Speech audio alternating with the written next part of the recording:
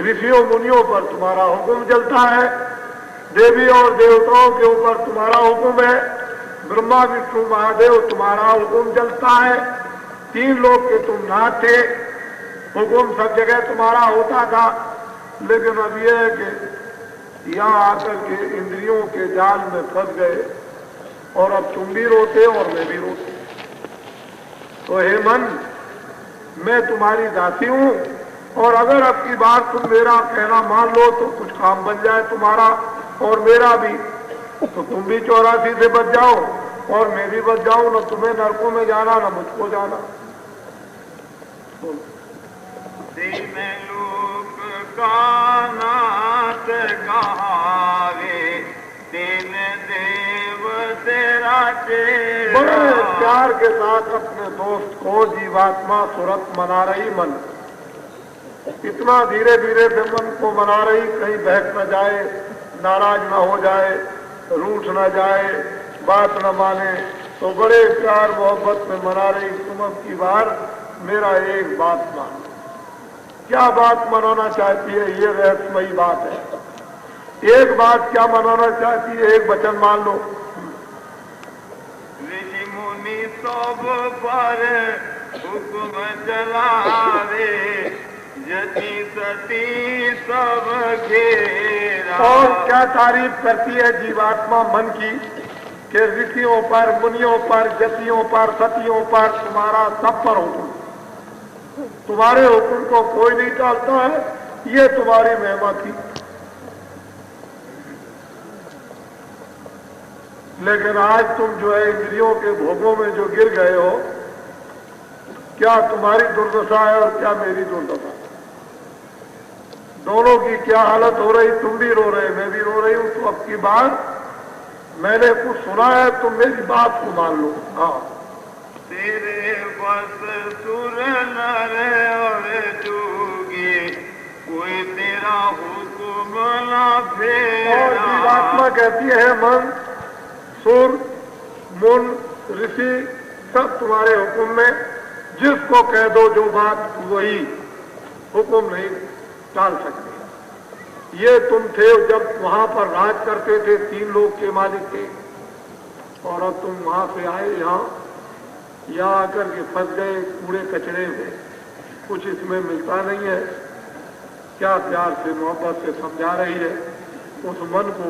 हाँ, जिस चाहे तिस जगत बसाए, और चाहे तिस करे निवेरा। कहते जिसको चाहो उसको तुम जगत में फंसा दो, जिसको चाहो उसको पार कर दो।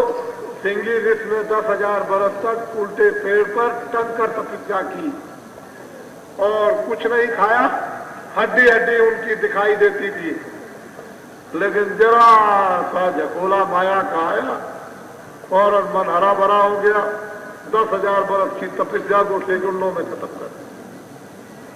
कहते ऋषियों मुनियों, जिसको तुम चाहो पार कर दो और जिसको तुम चाहो फंसा दो।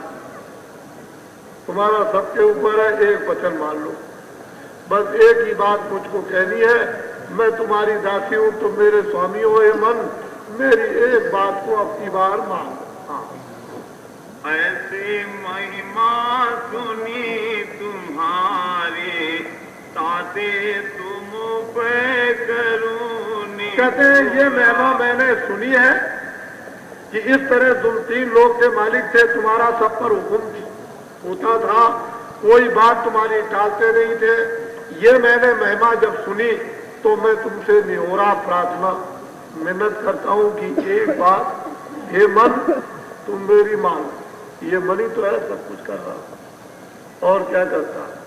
कमंड करता, गरुड़ करता, काम करता, क्रोध करता, लोभ करता, मोह करता। ये मन ही का तो सारा ही है। बैठे बैठे जो फिरते हैं, मन नहीं सोचने देता है।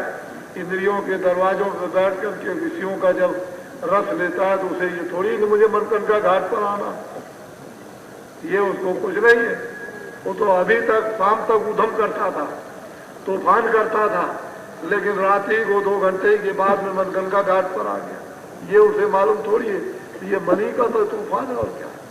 लेकिन वो जीवात्मा जानती है उसने कहीं ये कानों में सुन लिया कि मन की तो ये है, बिना मन की मदद के हे सूरत तुम कुछ नहीं कर सकती हो, इसलिए तुम मन को मना लो, उससे प्रार्थना करो, उसको समझाओ, उसको बुलाओ, बुझाओ, 84 की बात बताओ, नरकों की बात बताओ, जन्म मरण की पीड़ा बताओ, और किसी तरह से उसको मना मुनू करके ठिकाने पर ले आओ।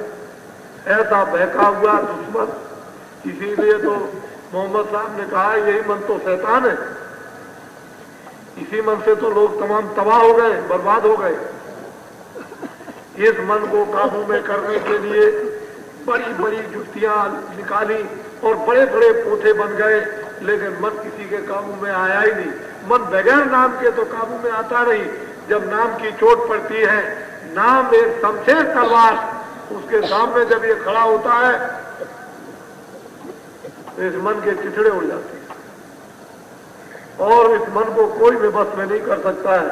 वही नाम एक शिकंजा है, जब अपने में मन को फंसा देगा तो फिर नहीं छोड़ता।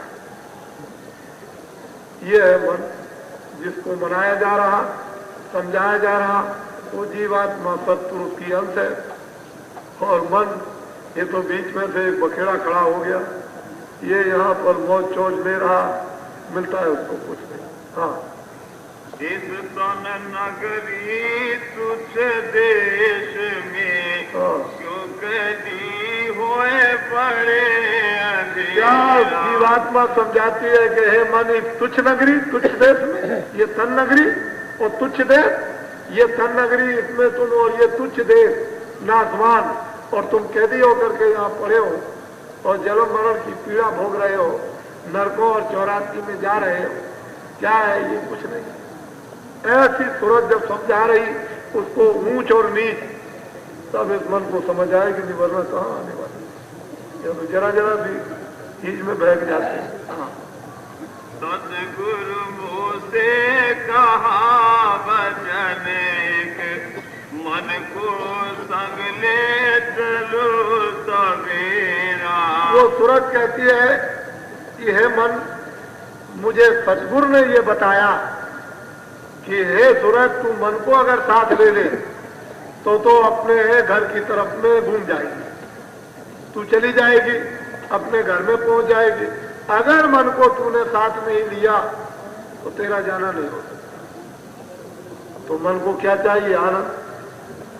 इंद्रियों के दरवाजों पर मन क्या लेता? आनंद क्षणिक। और मन को अगर कहीं अस्थायी आनंद अंदर में मिल जाए, दरवाजे में बैठ करके वो ब्रह्म रंध्र का जब स्रोत, जब अमृत का खुल जाए और पीने लगे तो चुप हो जाएगा, फिर कुछ नहीं जाता। फिर ये मन क्या होता? बस में।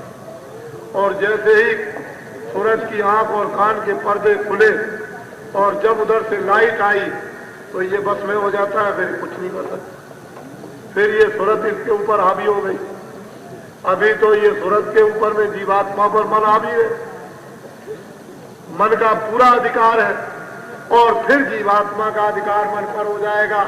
जो चाहेगी वही कराएगी, जो नहीं चाहेगी वो नहीं होगा।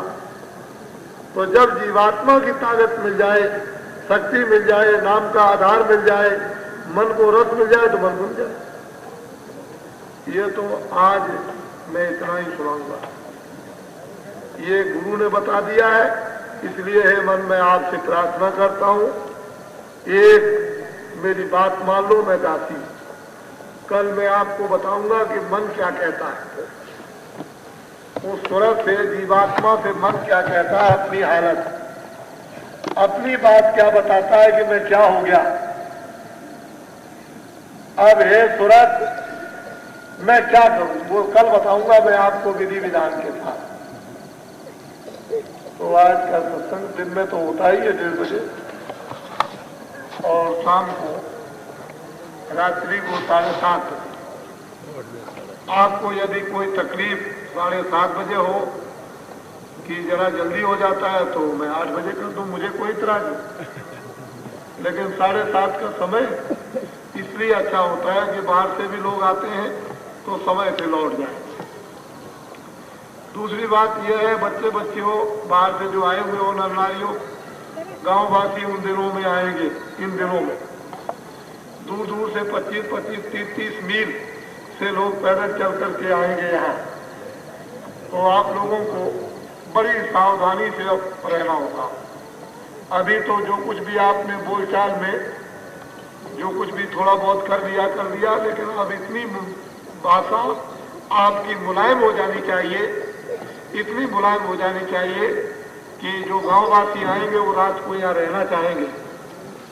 मैदान में रहे, कहीं भी किसी जगह रह जाए, वो अपने कपड़े अपने ले आएंगे। अब तो कोई खास गर्मी जाड़ा नहीं, अब तो गर्मी आ गई। इधर 2-4 दिन धूप पड़ती है तो जाड़ा खत्म। इसलिए वो गांववासी रात को अपने बच्चों को लेकर के भी आएंगे तो आपको बहुत ही सतर्कता उनके उठाने बैठाने की करनी पड़ेगी। मैं इसीलिए अनुरोध करता था कुछ दुकानदारों से कुछ खाने पीने की सामग्री कुछ रखेंगे तो आपकी जो यहाँ रहेगी सब बिक जाएगी। ऐसी कोई बात नहीं थी, लेकिन दुकानदारों को कोई